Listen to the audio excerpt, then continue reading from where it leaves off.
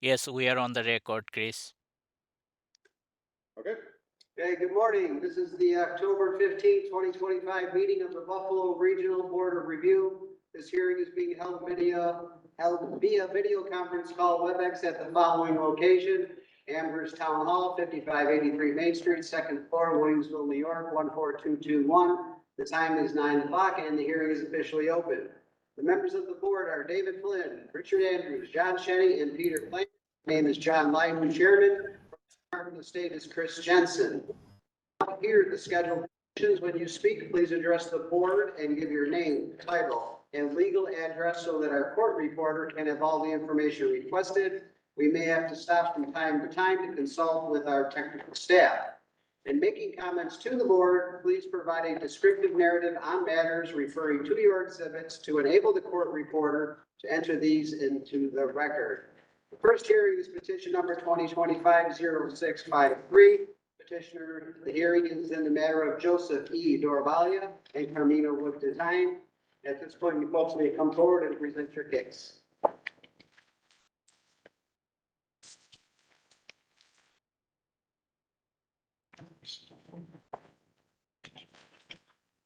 Good morning, everyone. My name is Joseph Dorvalia. I have with me Brandon Sears from Brookfield Country Club. I myself am from Carmina Wood Design. We're at 80 Silo City Row, Buffalo, New York. And you guys are at 50 Shimerville, Clarence, New York. I apologize, it's the first time I've ever done this, so if you to say something further, please let me know. Can you please spell your name? Yeah, it's D as in dog, O-R-O, B as in boy, I-A-L-A. Thank you. So today we're here to talk about our two bathrooms in the grotto space at Brookfield Country Club. These two bathrooms are lacking the 56 by 60 inch clearance around the toilet facility, so between the wall and the edge of the vanity. In our facility, we currently have an abundance of bathrooms. We have 14 male bathrooms, 15 female bathrooms, 7 unisex bathrooms, exceeding the requirement by the code by 9 and 9. And these facilities in the grotto, we believe exceed the code requirement amount, but they also serve as convenience, and we have other bathrooms within the facility that are within the 1 floor above, 1 floor below travel distances that can meet the needs of anybody who requires that extra clear floor space.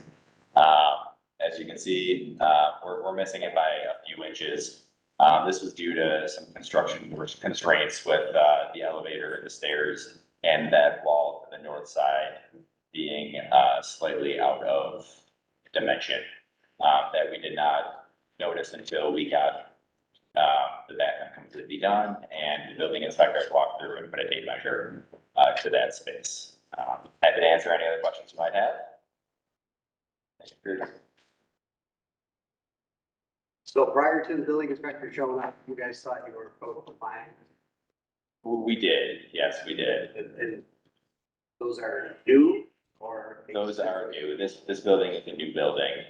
This space in the grotto was, we're calling it fountain space. We built the new addition onto the escarpment. So as we went down, we kind of created this void. And we had taken out some rock and whatnot to make this grotto space for the members. So is there area underneath for deep clearance, toe clearance? Is that what I'm saying? Yes, So you do satisfy that, it's just that 6 inches of plane that violation. correct. Yeah, it's really somewhere between 2 and 3 inches of space that. Yeah, but I mean, the side of the counters, the rest goes back underneath again, right? Or is that it's a flat surface all the way down? No, it goes back underneath. Yeah. So you have the rest of the clearances. You have the door clearance, 18 inches. You have the knee and toe clearance. You have the 5 foot turning circle in there. It's just the one. What's the distance to the next handicap bathroom? From here to the next handicap bathrooms, I want to say it's like 50 to 75 feet. What's the code requirement, 500? Yeah. To my best understanding, the edge of the countertop is about 6 inches tall. from what I can see of the photograph? roughly, yeah, I mean, again, I can't ask you to measure with your eyes. It's totally. roughly. And the laboratory, countertop material is what? It's quartz. Quartz.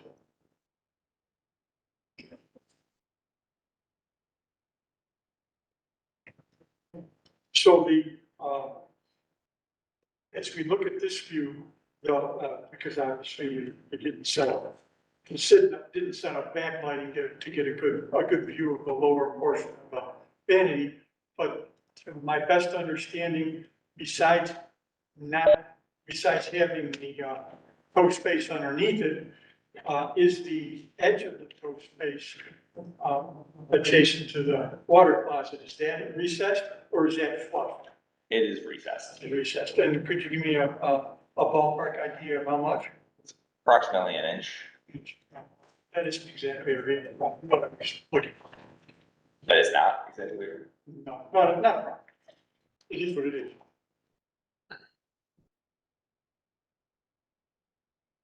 Anything additional from the board? Anything additional from you folks? That's fine. So at this point, I think we'll ask you guys to head out the corridor and we'll have our discussion. I'm sorry, does anybody online want to speak in this matter? I'm sorry. Anybody online want to speak in this matter? Nobody? Okay, thank you.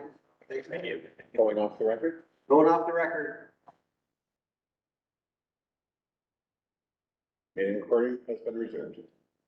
Okay, this is petition number 2025-0653, nature of grievance and relief sought. Petition pertains to the renovation of existing country club mixed-use A2 assembly and B business occupancy type 2B construction, non-combustible, unprotected, 1 story in height, containing approximately 51,004 square feet of gross floor area located at 5120 Shimerville Road, Town of Clarence, County of Erie, State of New York. Petitioner seeking relief from 19 NYCRR Part 1221, 2020, Building Code of New York State, Section 11.2.1, which states buildings and facilities shall be designed and constructed to be accessible in accordance with the code and ICCA 117.1.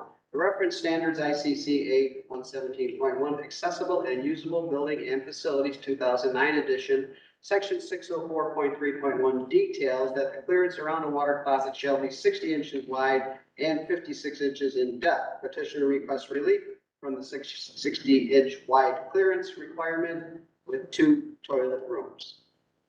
Findings of fact. 1. Plans provide a detail of the bathrooms as having a depth of 7'6". The red line bathroom plans detail the construction depth at 7'2". 2. The bathroom plan details the clearance around the water closet as 58 inches wide, 2 inches less than is required by code. Number 3, the countertop vanity approaches within the required clearances by 2 inches. The local code official has been consulted in this matter and has provided a completed questionnaire detailing the town has no objection to the granting of the variance. The proposed variance will not substantially adversely affect the laws and provisions for health, safety, and security. Strict compliance would entail practical difficulties or would otherwise be unwarranted because such would entail a change so slight as to produce a negligible additional benefit consonant with the purpose of the code.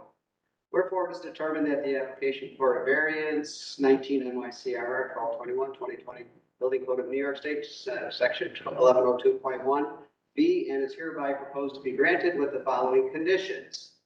That all other aspects of the bathroom construction will be in compliance with the applicable codes, rules, and regulations. Number 2, that a sign shall be placed outside of each bathroom claiming that ADA fully accessible toilet rooms are available and located at the first floor.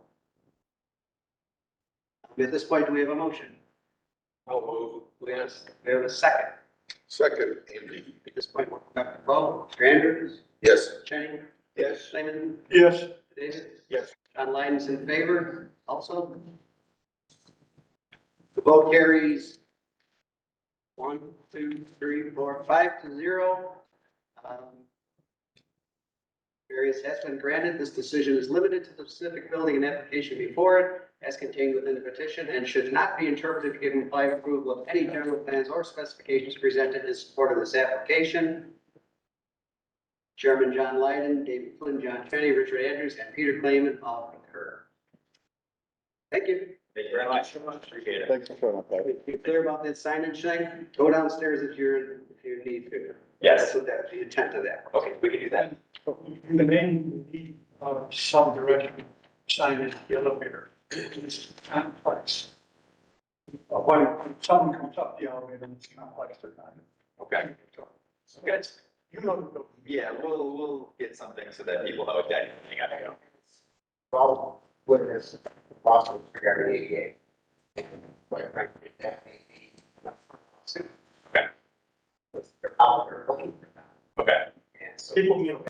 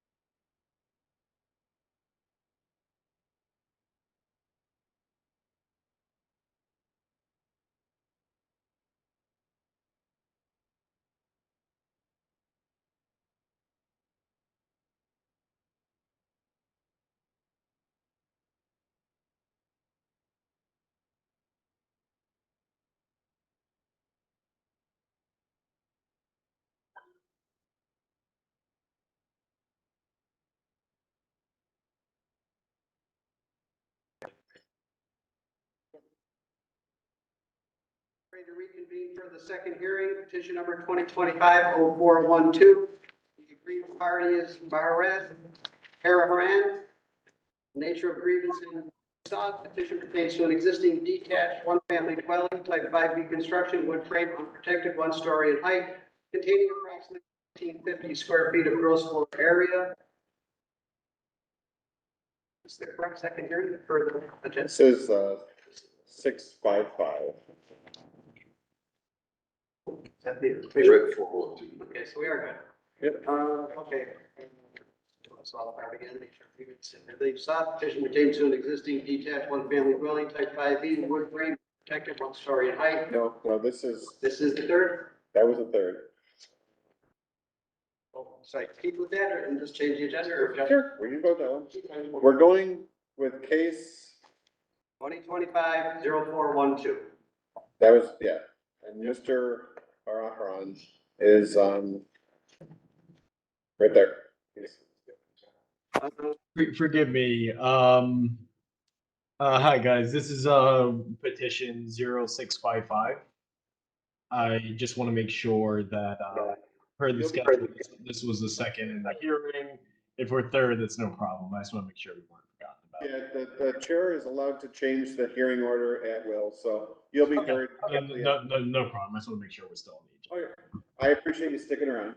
No problem. Thank you. Petitioner is seeking relief from 19 NYCR Part 1220, the 2020 Residential Code of New York State, Section AJ 601.3, which states all newly constructed elements, components, systems, and spaces shall comply with the requirements of this code. Exceptions. Spaces created, basins may have a ceiling that projects to within 6'8" of the finished floor. And beams, girders, and ducts in such space or other obstructions may project to within 6'4" of the finished floor. Existing finished ceiling heights and spaces in basements shall not be reduced. The petitioner requests relief from the ceiling height requirements of the basement and bathroom. At this point, you may present your case. Hi, my name is Bharat. I'm a resident of Ithaca, New York. My address is 105 West Upland Road. And this property in question is 202 Tarleton Drive in Ithaca, New York. I'm pardon, please interrupt me if I'm sort of saying anything wrong or if there's any sort of information that you need. So this is a property that we bought in August last year. After buying the property, when we applied for a rental occupancy certificate, and the town of Ithaca did an inspection, they pointed out that the bathroom, there's a basement in the there's a bathroom in the basement. That bathroom, the floor to ceiling height is much lower, is about 5'8" lower than what is stated in the code. This is not the only bathroom in the property. This is just the house has just 2 floors, a ground floor and a basement. The ground floor has a bathroom. This is just the basement in the this is a bathroom in the basement. This bathroom is we don't expect it to be used. We called a contractor to sort of see like why there is this. So basically the floor to ceiling height is reduced because the floor has been lifted up and there's some kind of an obstruction from the ceiling down. And we brought him in to ask sort of why that has been constructed that way and if there's any way to sort of lower the floor to make it code compliant. The contractor said that just by looking on the outside, he was unable to figure out why this construction was done the way it was done. The previous owners had done the construction. It doesn't seem like they applied for a permit before they did this construction. And he said he gave us a quote for sort of even checking what was going on. And he said we would have to demolish the basement to figure out why this construction was done the way it was done. And he gave us a quote of about $3,000. This basement with this bathroom, we don't expect it to be used. So we are actually fine with sort of any kind of sort of and anything that you suggest us to do to sort of make up for the fact that it's not code compliant. We even have talked about sort of demolishing the bathroom and sort of converting it into a different space, but the cost just seems quite high. It seems like the demolition itself would take $3,000, and then potentially redoing it would take about $6,000 more.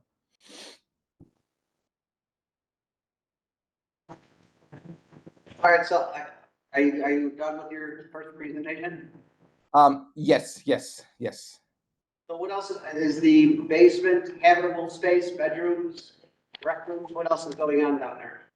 So they have it's a finished basement and they have multiple rooms, but none of those rooms are usable as bedrooms because the window stipulations are not right. So they are just being used as sort of storage rooms right now.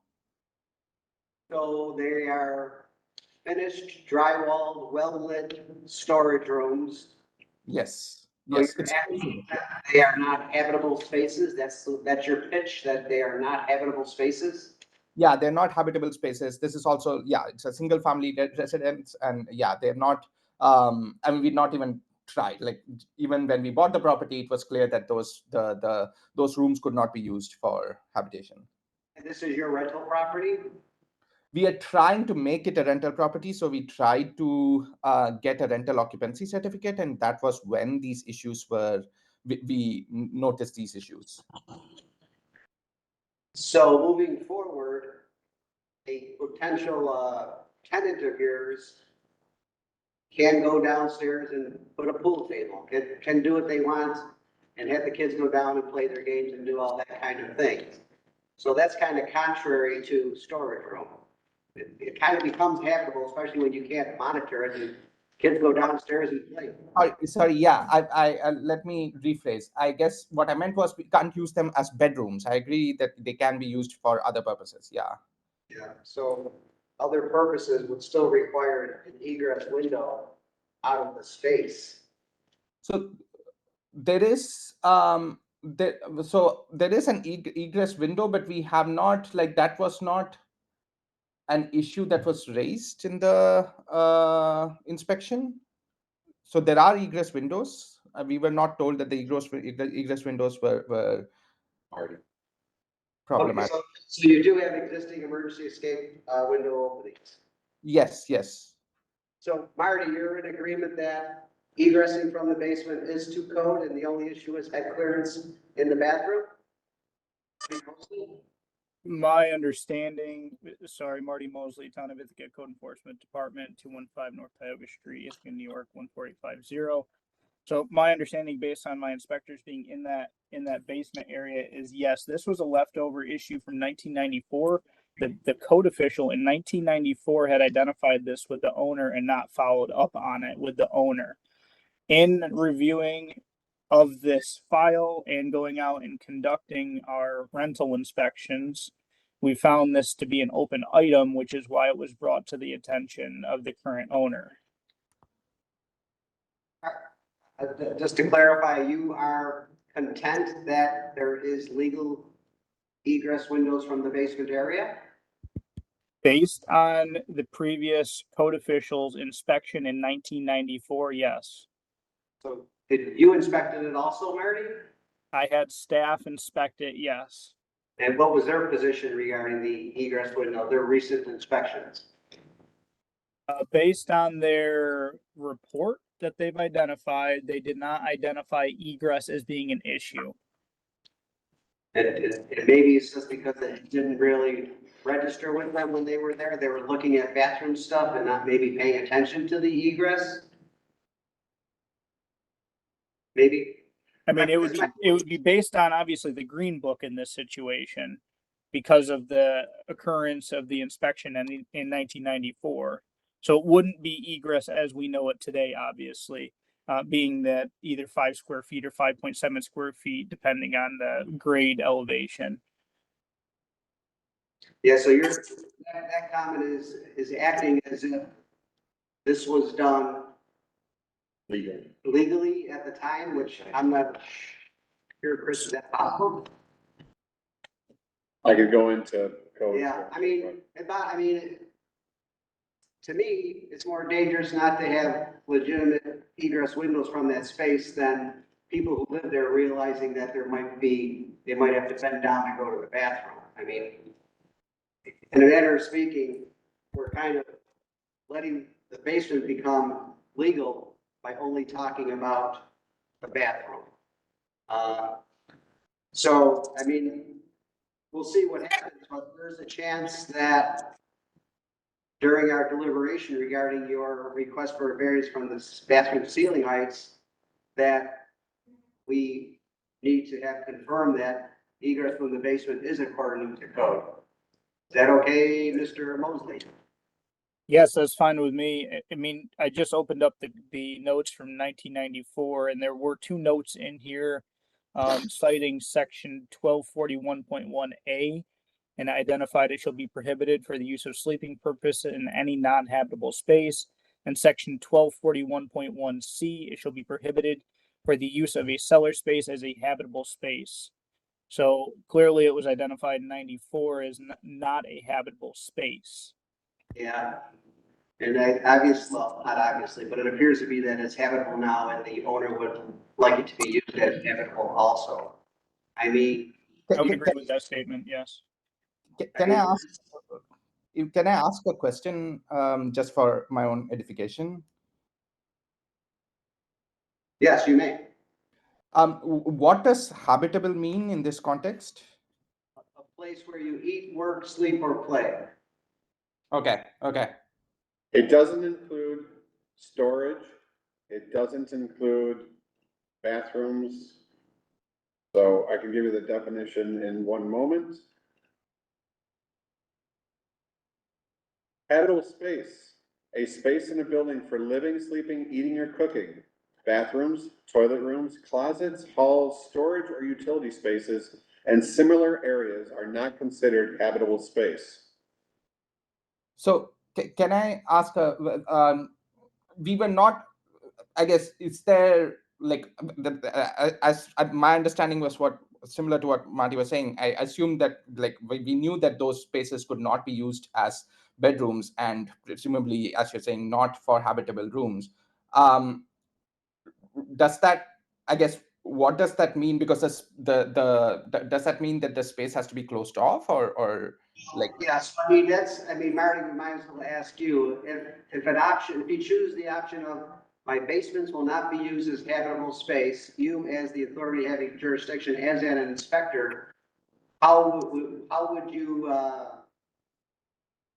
be satisfied that they will not be used as habitable spaces, especially if places becomes, rented and every year and a half, there's new tenants, et cetera, et cetera. Marty, what is your take on that whole idea of the ongoing use of the space will fall into your responsibility, your inspection department responsibility?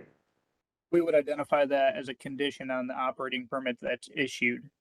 So anyone that viewed that public operating permit would note that that area in the basement is not to be used as habitable. Okay, and so it sounds like you're okay with that.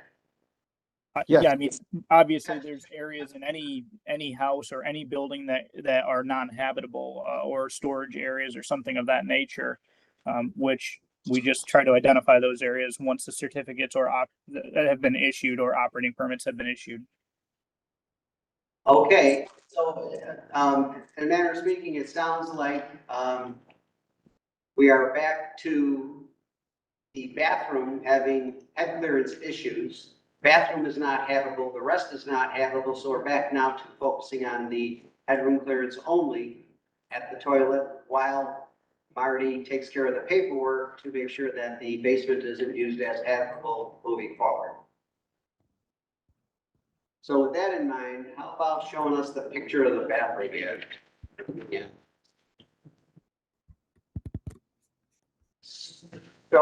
So you got plus or minus 8 inches from the basement floor at the door to the bathroom, right? Yes. Okay. Now, the door is a 6'8" door going to the floor. So as soon as you open the door, so the door goes below the actual floor. So the door, for speaking, isn't really 6'8", the door is now 6 foot, period-ish, right? When you Yeah. step up, your head might bang there, okay. So now when I go back to the picture of the bathroom, and I look at the toilet, so when I'm sitting on the toilet, what's the head height above the toilet when I'm sitting on it? 5'10", when you're on the toilet, okay. So when I get off the toilet and I stand upright, I'm at 6'6".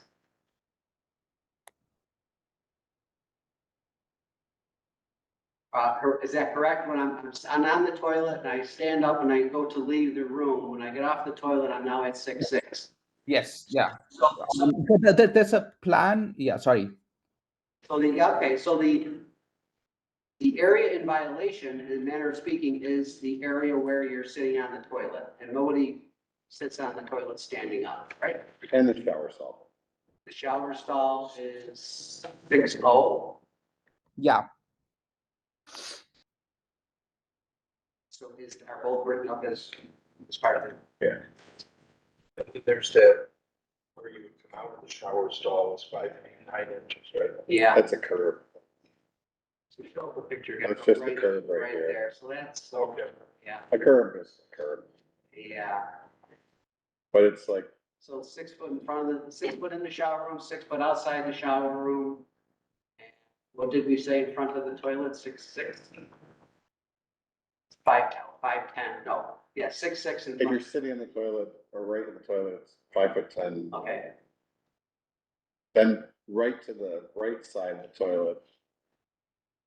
Right here, Yeah, this spot Yeah. is shorter, but you get down. gotcha. And You then have to angle down as you're. the shortest part would be right here, between the toilet stand and there. yeah, that would be tough to wash your hands. Well, you could wash your hands, but you have to. 5'6". Yeah, Well, I'm not gonna ask you about it. And I think one of the issues here is that this isn't for the public, this is someone in their own house, their own basement, and it's not like the public comes and goes. Everybody that uses this is gonna know exactly what they have down there. This doesn't mean that ceiling height is a good idea. I guess it also means that when you have a familiarity with it, you may work around it since it's your home and you're quite familiar with it. That might be in your favor regarding, this.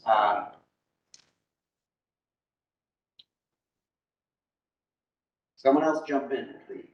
It appears none of this work was done with a valid permit. Marty, any permits on record for the bathroom work? I do not see any permits that we had on record with the previous owners, no. This was a request of the code official in 1994 because the individual wanted a certificate for their house. And upon inspection, this was identified during that inspection. So, There's no To my guarantee. knowledge, no work had been permitted, no. So there's no guarantee that, the plumbing or the electrical meets code. I apologize. Mr. Mosley's last line didn't come through. Can you repeat that? Mr. Mosley, can you repeat your last line? It wasn't, To my knowledge, there has been no permit that had been issued for the work completed, and it was found during an inspection conducted in 1994 by the code official at that time for the town of Ithaca, because the owner of the house requested a certificate of occupancy being issued for the house. so, So the electrical and the plumbing that is concealed has, obviously, we don't know if it's up to code or not. That's a correct statement. okay, so with this in mind, Barat, but at this point, you can't use the basement for anything but storage. So, Okay. you have problems with the bathroom. Can you pull the bathroom out of the availability to your tenants if Marty includes in his restrictions that the bathroom not be part of legal use? So may I interject one moment? Yes, I'm sorry, I shouldn't do that without your approval. That's fine. The current owner, the individual online right now in front of us, has applied for a permit to correct this issue. So we will be inspecting it. Probably will be some material removed in some small areas so that we can conduct inspections to do so. But So the owner is willing to make this bathroom code compliant, is that accurate, correct? So we're exploring all options. If you tell us very sort of, in layman's terms, if you tell us that we can lock the bathroom and, sort of not give the key to the tenant, and that's fine, then we would prefer to go that route because that's obviously cheapest. But if you tell us that we need to go in there and make sure that it is code compliant, then that would imply sort of some significant amount of expenditure. If that's the only way out, then we'll definitely do it. Yeah. Yeah, I mean, it sounds like you've got a number of issues that would cost some money. I can't tell you if it's gonna cost you $2,000 or $6,000, but it's gonna cost you some money. And so I think we are back to asking Mr. Mosley, what is his position regarding taking the bathroom out of play regarding its legality moving forward for the usage of the tenants? Marty, what's your take? if the bathroom is not permitted, meaning it hasn't had a permit for work being done, we will have to have the owner remove it, meaning remove the bathroom components so it's not usable, not just locking a door, but you would have to demolish what's there and remove it. So now we're at your position is, do I want to spend money and make it legal, or do I want to remove the toilet and not make it a bathroom anymore?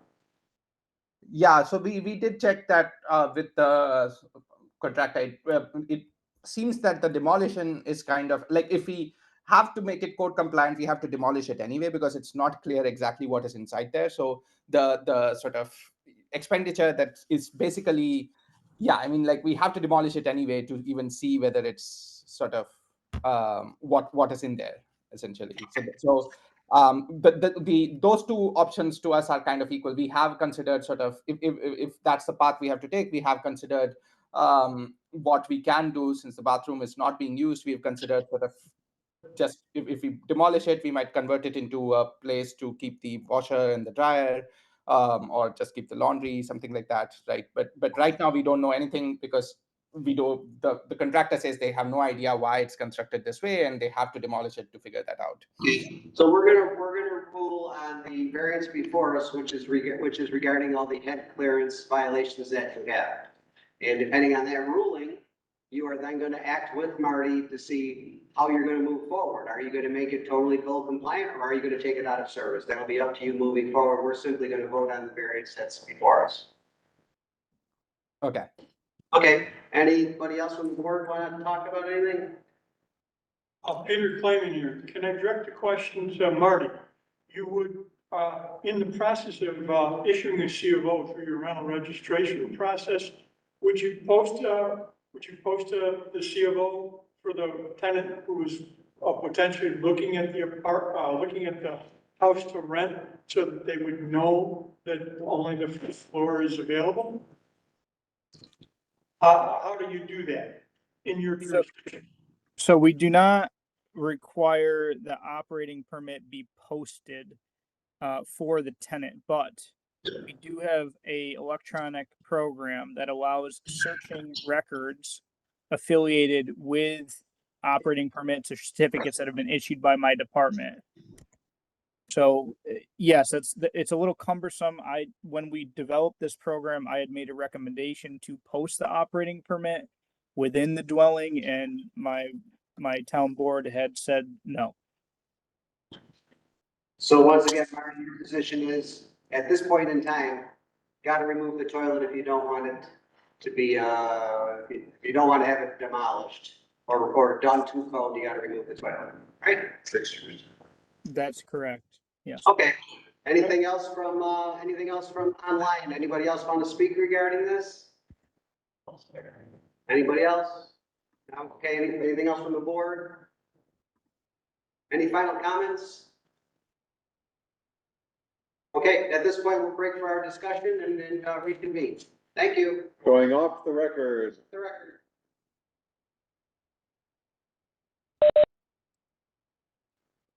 We are on the record, Chris.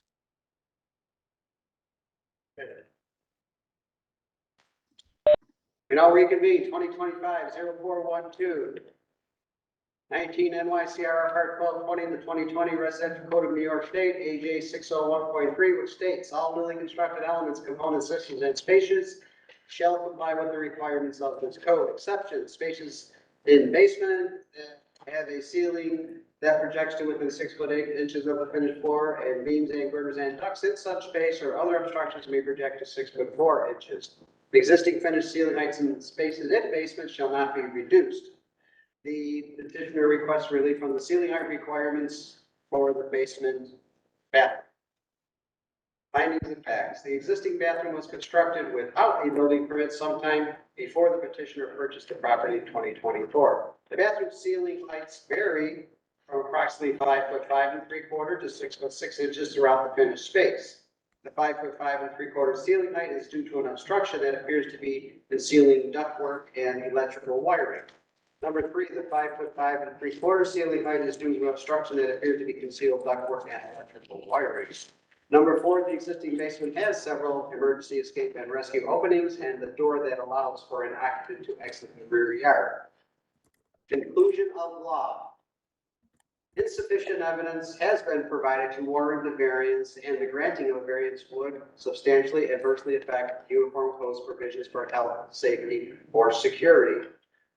It's determined that the application for a variance from 19 NYCR Part 1220, the 2020 Residential Code of New York State, Section AJ 601.3 B, and is hereby denied. Do I have a motion? I'll make the motion. Do I have a second? I'll second the motion. Will now, Peter Clayman. will now the vote. Mr. Andrews? Yes. Mr. Shenny? Yes. Clayman? Yes. David? Yes. John Lyden is also in favor of denying it. The vote carries 5-0. The variance has been denied. This decision is the specific building and application before it, as contained within the petition, and should not be interpreted to give implied approval of any general plans or specifications presented in support of the application. The hearing is now concluded. Thank you. Thank you.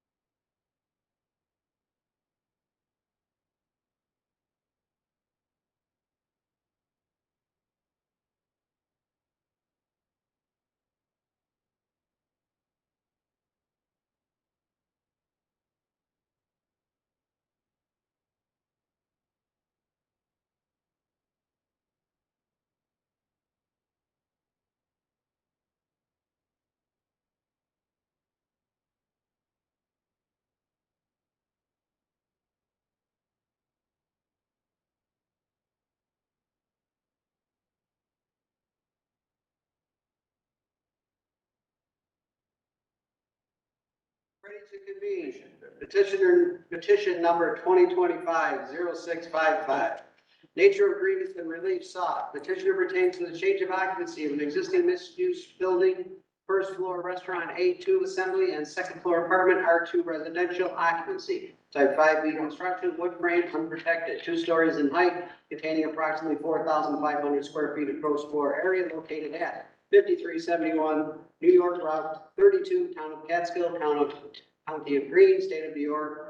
Petitioner is seeking relief from 19 NYCRR Part 1225 to 2020 Fire Code of New York State, Section 903.3.1.2, which states automatic sprinkler systems in Group R occupancies up to and including 4 stories in height in buildings not exceeding 60 feet in height above the grade plane shall be permitted to be installed throughout in accordance with NFPA 13R. Petitioner requests relief from the NFPA 13R requirement and proposes to install an NFPA 13D system. At this point, petitioner may come forward and present their case. Hello, and thank you to the board for getting us in for an examination here. My name's Brian McDonough, and I will be the engineer of record for the sprinkler system. Also on the call is Alan Schiller, who is the gentleman developing the property. I don't know if, am I able to share my screen on here, or is that typically not allowed in the process? I have all the application materials, so if you say what you want me to show on the screen here, I can show it on the screen. Okay.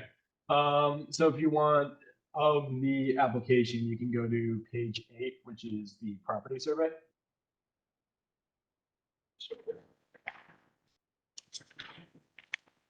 We are there. We're there, so you see the survey and you see all the different blue boxes that I have, correct? Yes. Okay, great. So there's 4 different structures on this property, 2 of which are used. The other 2 are, you know, like there's not closed walls. It's just a structure for all intents and purposes. So the building to the north is an existing 1-story motel with R1 use, and what I'm labeling building number 4 is a 2-story. The first floor was a restaurant. It hasn't been used that way in some amount of time, so that has been vacant, and there's an apartment over the 2-story building. So the first level is being renovated from pretty much no use to 4 apartments, all with egress to the outdoors. And as we're changing the occupancy, what's going to be happening is this is the plan right here. So there's going to be 4 apartments in this area, and as part of the occupancy conversion, the town is requesting we put in a sprinkler system as is required by code.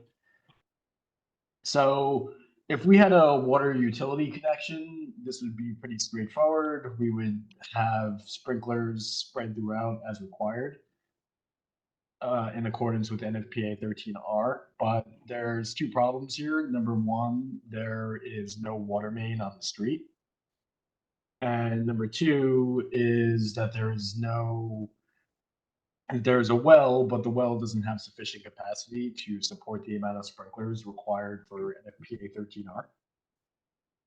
So what we're proposing to do is use an NFPA 13D sprinkler system with the Talco home hydrant system that we developed.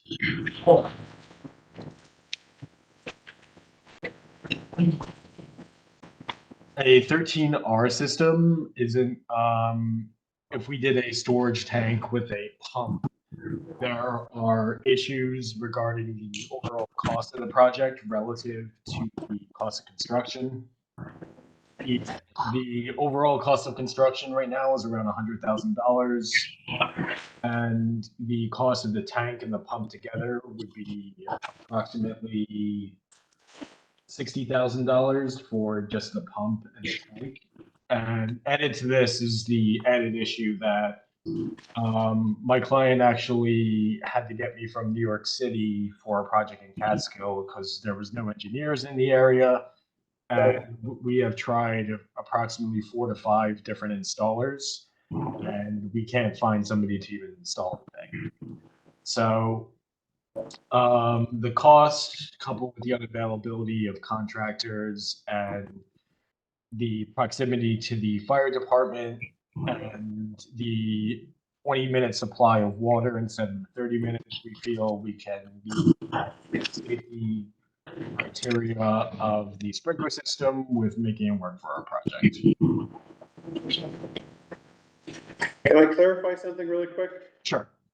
You keep referring to them as 4 apartments. Your application details that it is a R1 motel use with no kitchens.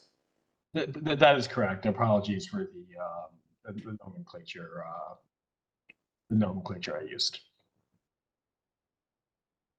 So the first floor is transient, in and out, just like the motel. Yeah. Rick Andrews here, can we go back to the site plan? How are you, meeting the fire hydrant regulation?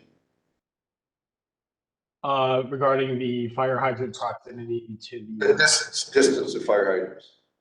the distance of fire hydrants.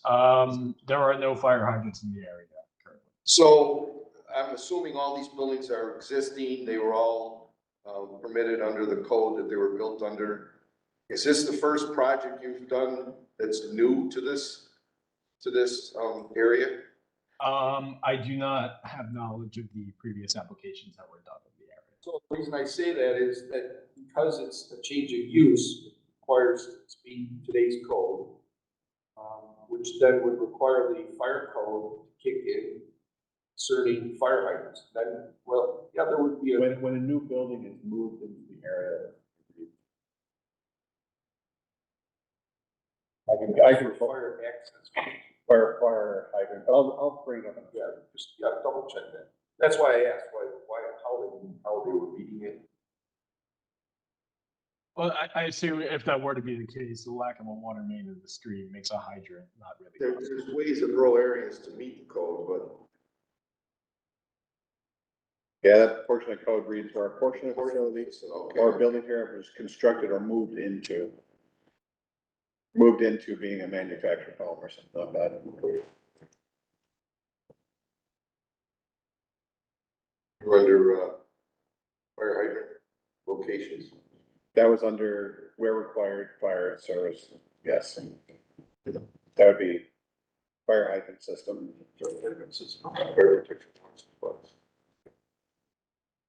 Okay, so, my question would be then to, you don't show any plans for your NFPA 13D system. Has it been designed? We have a preliminary schematic that we have, yes. We didn't want to go all the way on our design until we knew exactly what our design would look like, whether it would be the 13D would be accepted or if the committee would stay to the 13R. But it would be sprinkled throughout with residential fire sprinklers, and NFPA 13D would require 2 heads going off at a given time. And then I've also referred to Chris on this one also, and yourself. You're using the existing building code to do this? No, I'm using the new building code. Well, you'd be basically using the existing building code as a change of occupancy, is that correct? Yeah, yes. Okay, now with that, you say that you're not going to do anything to the second floor apartment or whatever it's considered. From what I can figure out from the existing building code, from the research I did, it appears that if you do a major renovation where it's required to have the building meet code, that the entire building has to meet the code. So your second floor building would also, or apartment or whatever it's called, would also have to be, because it would be an higher occupancy. That would also have to be sprinklered. Okay, which is fine by us. So I'm gonna bring up the issue of, can they provide a 2-hour separation at the first floor ceiling And therefore, the fire area is not limited to the first floor regarding sprinkler protection. It wouldn't even be a fire area because it's over 50% of the buildings being altered. Right. So then it would be an alteration level 3 and possibly require the entire building to. Oh, sure, I could probably quote you. the Still check. needs a separation. Yeah, Yeah, it still needs a separation. Uh, So sprinkler isn't gonna get but that's an R3, but either way, a fire sprinkler system shall be required in work area required by, so. right, right.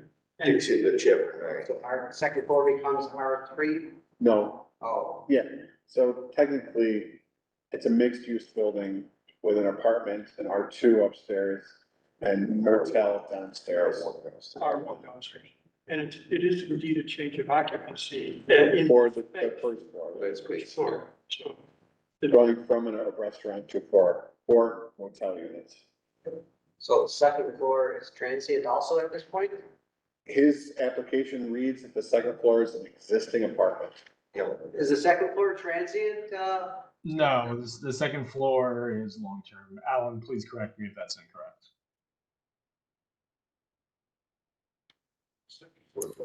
That is correct. Yes, so it's long-term occupancy.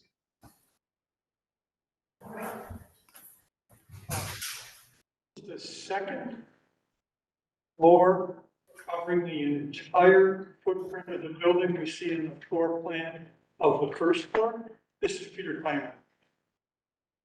Alan, I'm just checking, does the apartment span the entire footprint, or is there a lot of unused space on the second floor? The second floor is a small one-bedroom apartment. It covers maybe 25% of the building footprint. And the remaining 75% Is just it's nothing. It's outside of the building. okay, all right. Sure. Makes sense.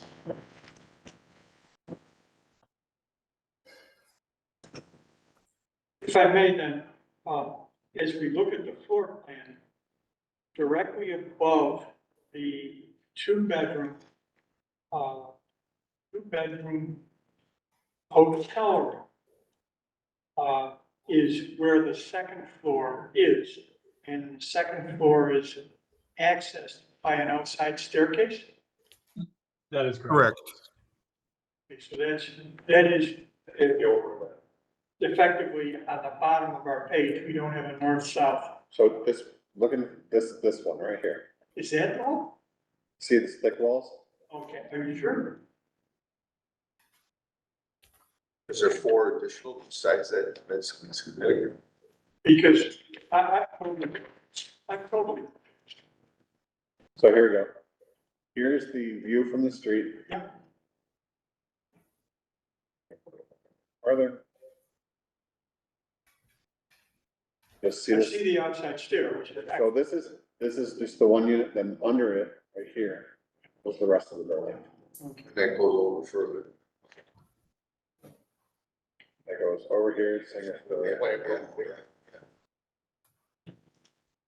this may sound like a silly question, but the window arrangement appears to be two-story on that portion of the building.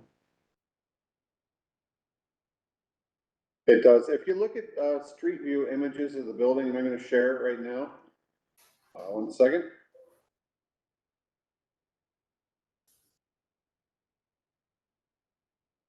A portion of this building looks like it's 2 stories. Is that simply 1 story with windows up high?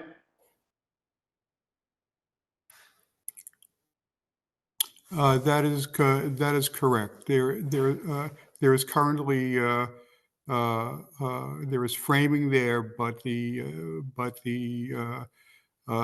those windows represent no more than attic space. So yeah, so you got an overhead garage door. So are you saying when you go into this garage and you look up, you're gonna see a partition that separates the attic from the garage? There is space in the garage. Well, It has to be there.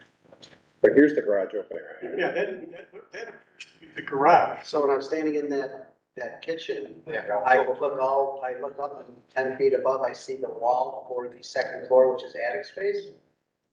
yeah, it's all unused attic space.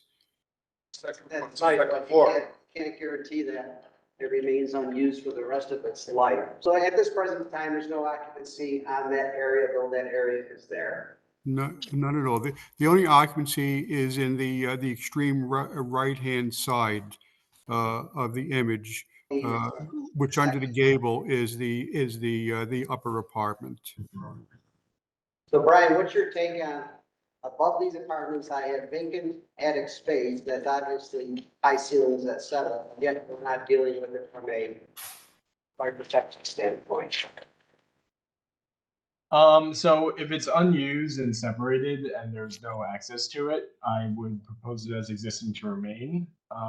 If the committee feels that adding sprinklers to that would be an added measure of safety, that area isn't heated, to my knowledge, so it does represent a freeze protection concern. So we would request sprinklers only in the area to be altered, which is the first level of the building. So Brian, we're back to the area, thought relative to fire area of the sprinkler. We then have to separate that from this vacant attic space? I can't speak on that. I mean, Okay, what's your take on that, Rick? Well, the 13R system wouldn't require the attic sprinkler, but a 13D, that's a whole different ballgame. You know, you're talking about a single family home versus multiple residents. Yeah. Peter Clayman, in my view, asking us to,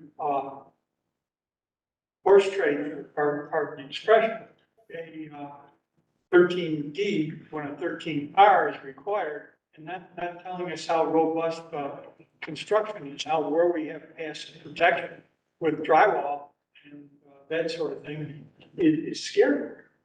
So, yeah, so. We don't have the information. So moving forward, if we were to provide the hypothetical 1 or 2 hour separation at the ceiling of the new apartment, separating the unoccupied combustible attic from the apartments below, is that something that the owner would entertain, providing a separate fire area there, whether it's 1 or 2 hours, whatever we decide? We do have floor joists, so adding 2 layers of sheetrock would be something we feel we can do, unless you feel differently, Alan. Yeah, so I mean, obviously, the 2 hour rating would be in accordance with the various UL assemblies. You may end up with JIP and resilient channel and JIP again to get to your 2 hour. But so you and the owner are on board with, if necessary, to provide fire separation from the unoccupied combustible attic. I do not want to speak for the owner, but Alan, we may be required to provide fire separation between the 2 levels, meaning we need to double rock and potentially change the assembly. Okay, so we haven't any ruling yet with any contingencies, but that may or may not be part of our process. I just wanted to put that out there. Okay, understood. In the same vein that protection, what is the construction of the partitions separating the individual hotel rooms from each other? I mean, are they old walls, new walls, whatever? Type 5B, so I mean, again, as, of giving it it's a half an hour. I mean, do we want confirmation? Does the board want confirmation that there's an hour walk between? Well, I mean, I think the variance before us is that everything else is kind of code compliant regarding separation between. So we're going to assume that it's code compliant. But But you can set We conditions. certainly could set a We can condition increase to that. increase that, right? That's excellent. Go from 20 minutes to Right. 60 minutes, Between you. should we decide? Right, right. So that we'll be having the separation. And I'll be honest with you, to trade off those two sprinkler systems, I think that's probably going to be a condition, so it may be something, if we grant it, that's something that you would plan for. There was some increase in the radius between the units themselves and the attic above. Understood. This hasn't been constructed yet, right? I mean, these units haven't been constructed, is that correct? Sorry, I couldn't hear the question. What was that? The units haven't been constructed yet, right? These are proposed. They're proposed, yes. All right, so I mean, you'll get the conditions if they're ready regarding the approval of this, and then you guys gotta move on it, if that's what happens.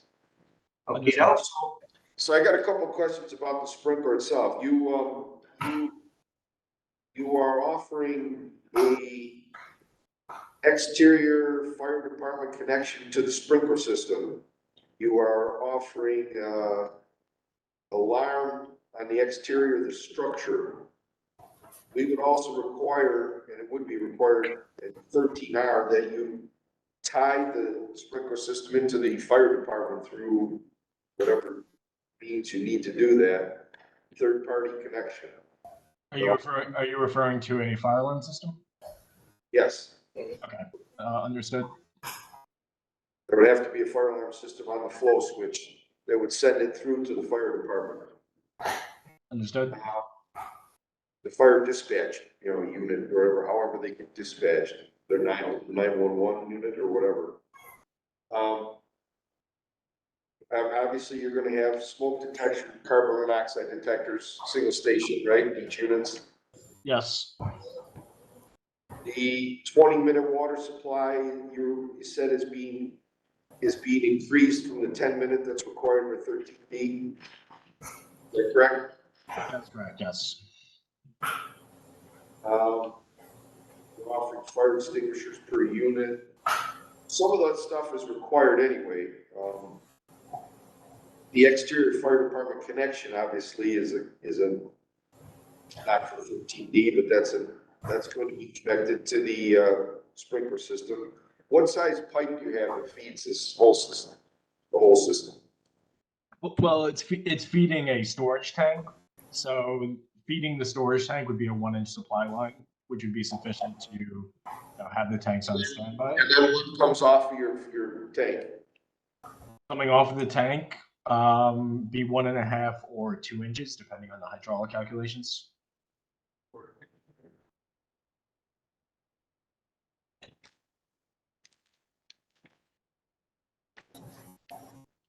Yeah, the readings or something I have now too. It's the readings, you're gonna trade off. It's a trade off. They do have exterior.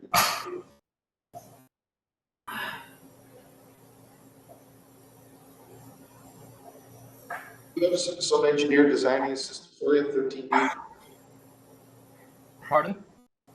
You have an engineer designing the 13D system? That would be me. Oh, you're going to design it? Yes, I'm going to be designing it. Are you bringing your risers up through the interior of the building? So there's a small cellar. It's almost like a crawl access space. And there'd be a single pipe coming out of there within one of the partitions and then spreading out from there. Just to avoid the freeze situation? Yeah. Correct, yeah. So most of your piping will be run through the interior, is it correct? Yes, all the piping will be run and will be protected against freezing. And then a riser to the second floor? Well, that depends on the code committee and whether the 13D is granted. Put that as a condition, yes. If we consider that an attic 13D, we wouldn't have to sprinkle it. No, I don't mean the 13D, I don't mean the attic, I'm talking about the second floor apartment. Oh, the second floor apartment? Yeah. We would keep that within the bounds of the house, and we would have it so it's protected. Well, everything's within the bounds of if they determine a condition of the approval. Right.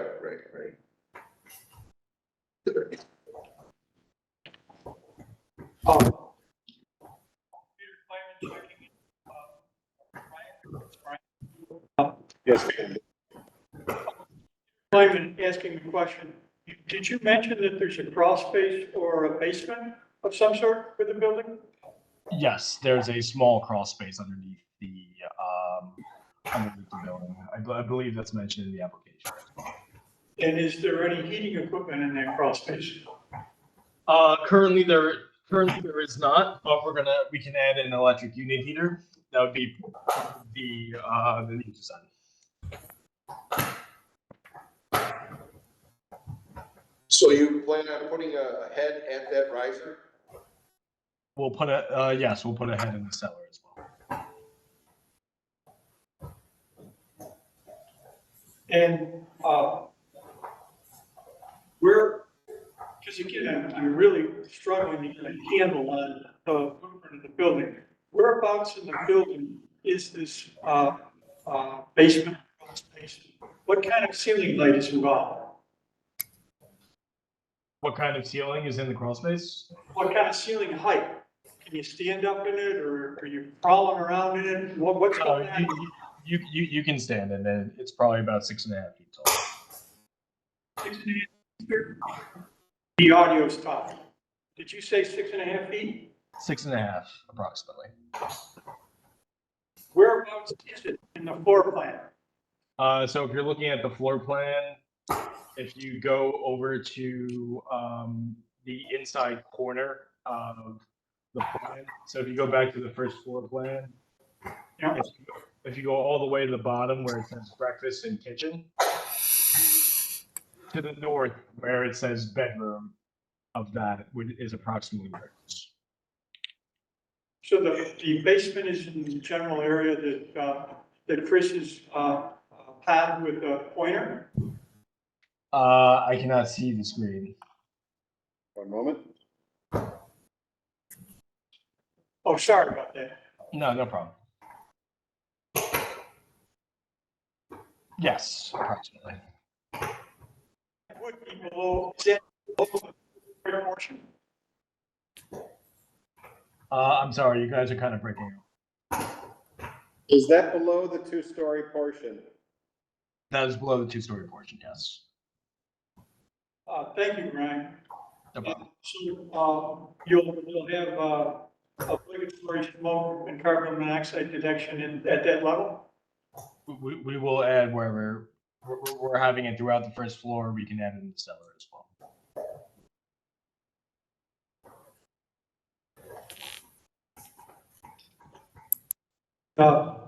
You're going to rely on battery smoke detection in the apartment, or is it going to be hardwired? Battery powered was our intent.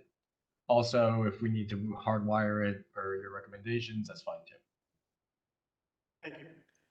So a 13D system, generally, when you come in from the water service, you don't put a valve on the sprinkler system itself. The valve that you have is the valve to shut off the entire building. How do you propose that with a tank? How are you gonna come off domestic water after the tank? Or are you going to come off a separate feed, or what are you proposing? We would have a separate, we'd have the 1-inch pipe coming in from the well, which would branch off. One branch would go to the domestic service, one service would go to the fire service, and the fire service would be provided with a valve with a tamper switch. Okay, so, there should be a valve. There should be valve before the branch. And that should be the only main valve that could be shut off. The reason I say that is because that prevents someone from shutting the sprinkler system off specifically. So, you understand what I mean? Yes, I do, and I see that configuration. I like to put tamper switches on the valve regardless, just for added safety. Well, if you put tamper switches, it's not gonna go anywhere. That's the problem. It's going to ring at the panel, and that's gonna be, you know, residents aren't gonna know what that's all about. Unless Fire department. unless you have the report to the fire department, not all camera switches do, But yeah. maybe that'd be a do condition. that, yeah. There's a trouble or something, yes. No problem. I understand what you're saying, but 13D systems aren't set up that way. They're meant to prevent you from shutting off the system. You know, this isn't a 13R system.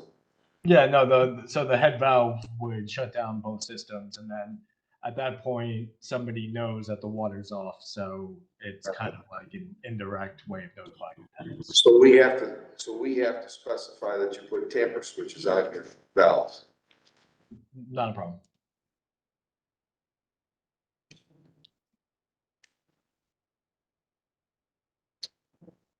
Anything else from the board? Brian, anything else at your end in conclusion? No, just that I thank you for your consideration. Okay, anybody else online that wants to speak up at this point? No code official. No code official. No code official online. The owner or representative is Mr. Schiller. Okay. Yes, yes, I support Mr. McDonough's position and pray that the board will grant the relief we requested. All right, we will now break and go off the record for our deliberation. Thank you. Thank you very much. On the record. Major agreements and relief sought. Petition pertains to the change of occupancy of the existing mixed-use building, first floor restaurant, A2, assembly, and second floor apartment. Occupancy type 5, big footprint, protected, 2 stories in height, containing approximately 4,500 square feet of gross floor area, located at 5371 New York Route 32, Catskill, State of New York. Seeking relief from 19 NYCR 2020 Fire Code, New York State, Section 903.3. Chris, you're a little bit breaking down. Cannot hear clearly. Okay. Okay, now it looks clear. Yeah, that's better. Yeah. No, you gotta be, no, those are his. He just has to speak louder into this unit. If I can get over there. No? There you go. Have a seat right there. Okay. All right, I will try again. 19 NYCRR Part 1225, the 2020 Fire Code of New York State, Section 903.3.1.2, which states automatic sprinkler systems in group are occupancies up to and including 4 stories in height in buildings not exceeding 60 feet in height above grade plane shall be permitted to be installed throughout in accordance with NFPA 13R. The petitioner requests relief from NFPA 13R requirement and proposes to install an NFPA 13D system. Findings of fact. Number 1, the project entails a change of occupancy of the first floor, A2 restaurant occupancy to a 4 sleeping unit motel R1 occupancy. Number 2, the second floor apartment is detailed as not being within the scope of the project and will remain unaltered. Number 3, the existing water service is spread from an on-site well and there is no public water main available. Number 4, there is insufficient water supply and pressure to meet the required flow rates of NFPA 13R system. Number 5, every sleeping unit is detailed as having direct egress to the exterior. Number 6, the fire department is less than 15-minute travel distance from the site.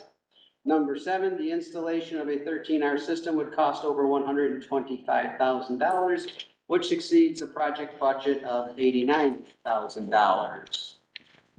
Number 8, the local code official has been consulted in this matter and has provided a completed questionnaire detailing the town supporting the granting of a variance.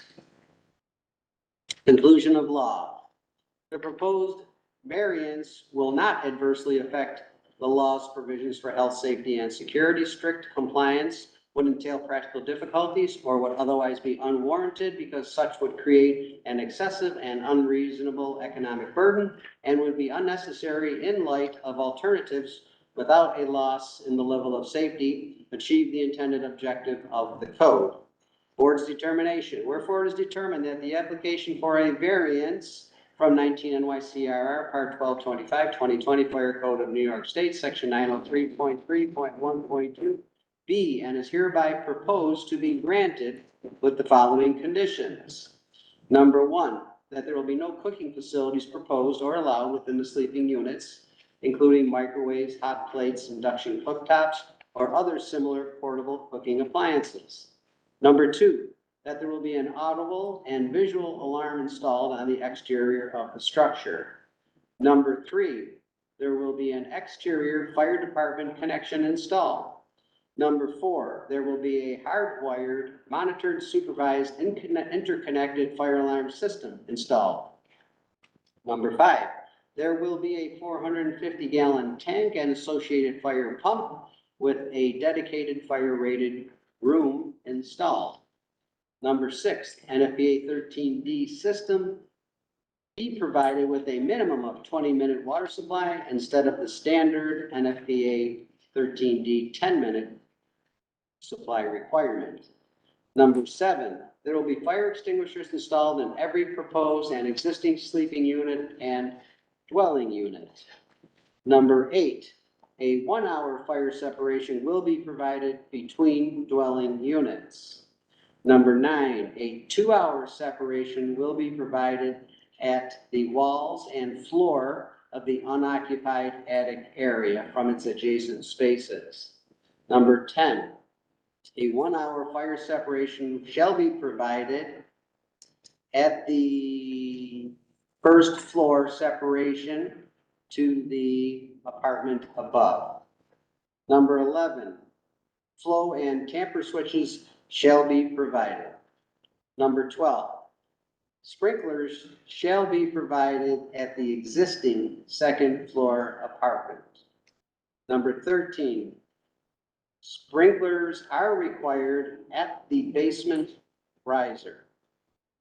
Number 14, heat heads installed shall be provided in the unoccupied attic space and connected to the overall fire alarm system.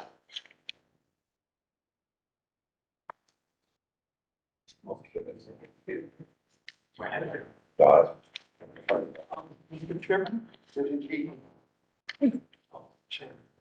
Thank you. Could you just repeat number 14? Yep, in a minute.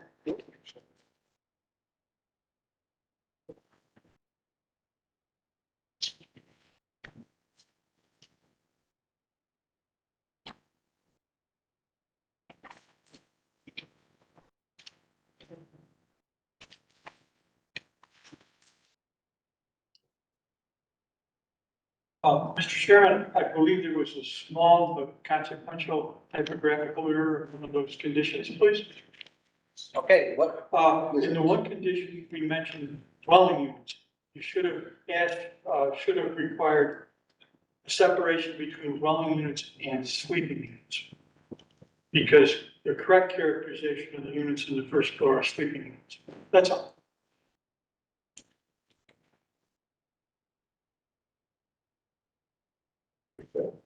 It's a small typography. Nothing should trying to go on record what Peter just said. Yeah, I could just say instead, where we detail, sorry. Where we detailed separation between sleeping units and dwelling units, it shall be dwelling units, sleeping units.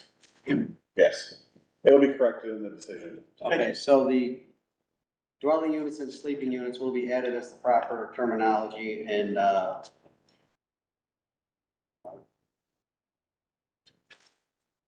number 8 condition that was previously stated. Thanks. Somebody said they couldn't hear number 14. So number 14, I will repeat, heat heads shall be installed in the unoccupied attic space and be connected to the overall fire alarm system. Understood. Thank you.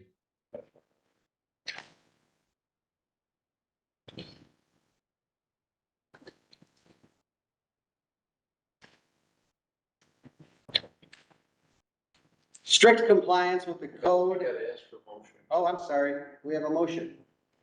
Dave Flynn, I'll move. Second, John Sheniak, second. let me vote. Mr. Andrews, Yes. Shelly, Yes. Raymond, Yes, Glenn. Yes. John Lyden is also in favor. The vote carries 5-0.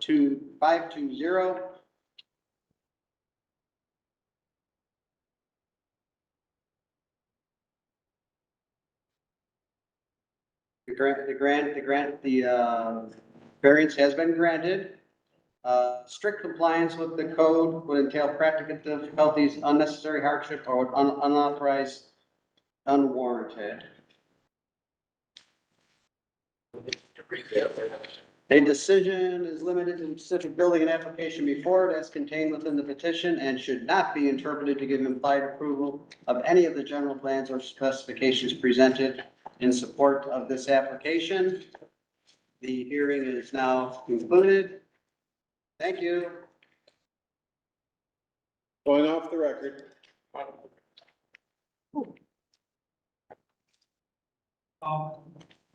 You can stop the recording.